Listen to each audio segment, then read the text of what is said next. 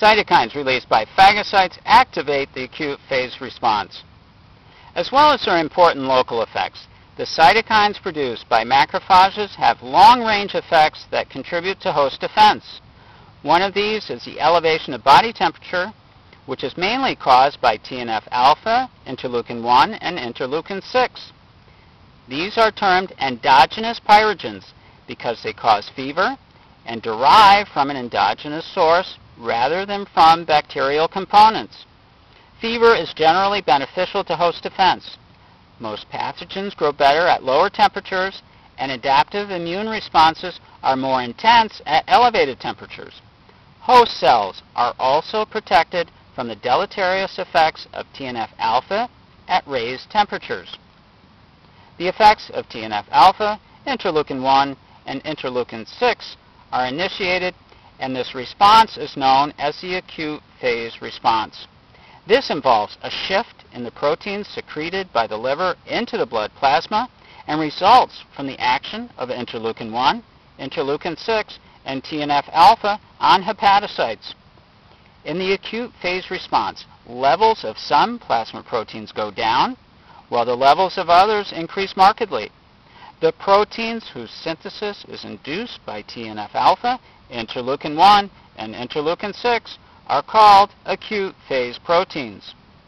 Several of these are of particular interest because they mimic the action of antibodies, but unlike antibodies, these proteins have broad specificity for pathogen-associated molecular patterns and depend only on the presence of cytokines for their production.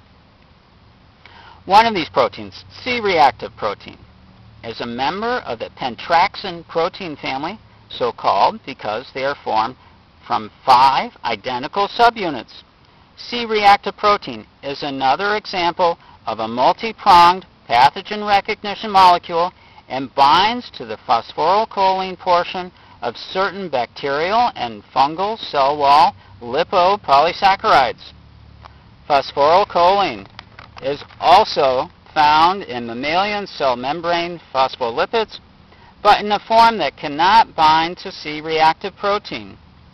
When C-reactive protein binds to a bacterium, it is not only able to opsonize it, but it can also activate the complement cascade by binding to C1q, the first component of the classical pathway of complement activation.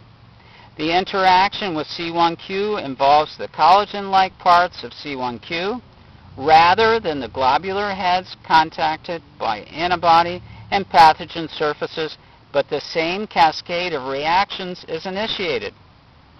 The second acute phase protein of interest is mannan-binding lectin, which we have already met as a pathogen-binding molecule and as a trigger for the complement cascade. Mannan-binding lectin is found in normal serum at low levels, but it is produced in increased amounts during the acute phase response. It acts as an opsonin for monocytes, which, unlike tissue macrophages, do not express the macrophage mannose receptor.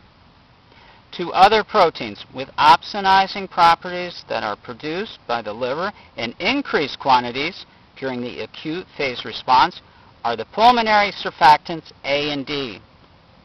Like mannan-binding lectin and C1q, these are members of the colectin family, binding to pathogen surfaces through globular lectin domains attached to a collagen-like stalk. Pulmonary surfactants A and D are found along with macrophages in the alveolar fluid of the lung and are important in promoting the phagocytosis of respiratory pathogens such as pneumocystis carinii, one of the main causes of pneumonia in patients with AIDS.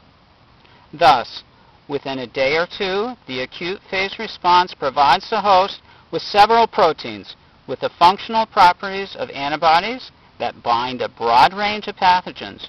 However, unlike antibodies, they have no structural diversity and are made in response to any stimulus that triggers the release of TNF-alpha, interleukin-1, and interleukin-6, so their synthesis is not specifically induced and targeted. A final distant effect of the cytokines produced by phagocytes is to induce a leukocytosis and increase in circulating neutrophils. The neutrophils come from two sources: the bone marrow, from which mature leukocytes are released in increased numbers, and sites in blood vessels where they are attached loosely to endothelial cells. Thus, the effects of these cytokines contribute to the control of infection while the adaptive immune response is being developed. TNF-alpha also has a role in this, as it stimulates the migration of dendritic cells from their sites in peripheral tissues to the lymph node, and their maturation into non-phagocytic but highly co-stimulatory antigen-presenting cells. And that cytokines released by phagocytes activate the acute phase response. Have a great day.